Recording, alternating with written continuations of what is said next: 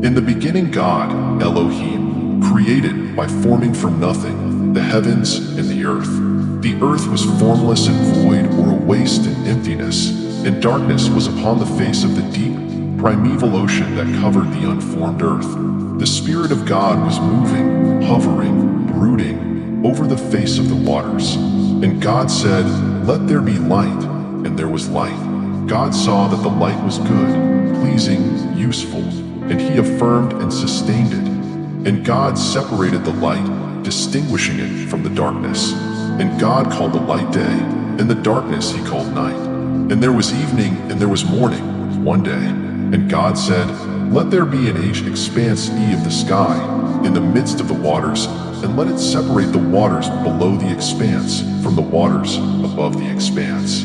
And God made the expanse of sky, and separated the waters which were under the expanse from the waters which were above the expanse.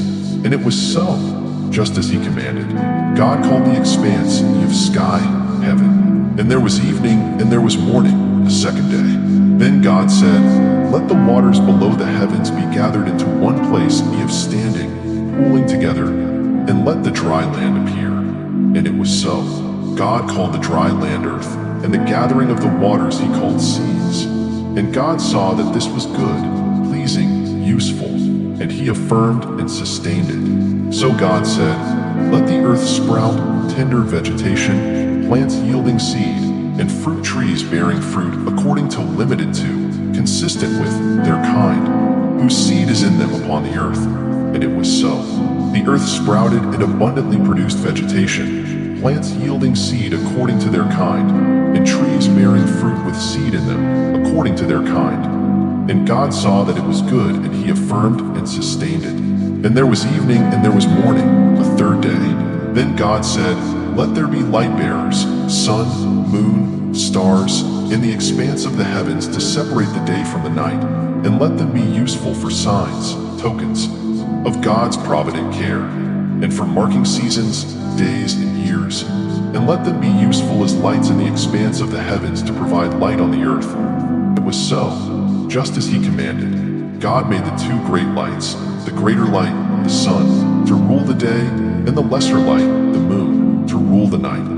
He made the galaxies of stars also, that is, all the amazing wonders in the heavens.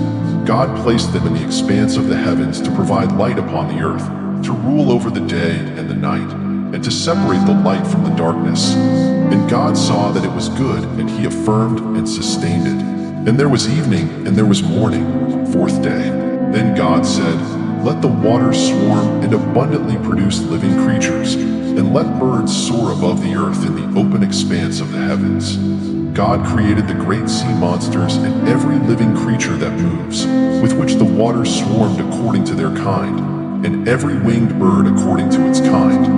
And God saw that it was good, and He affirmed and sustained it. And God blessed them, saying, "Be fruitful, multiply, and fill the waters in the seas, and let birds multiply on the earth." And there was evening and there was morning, the fifth day.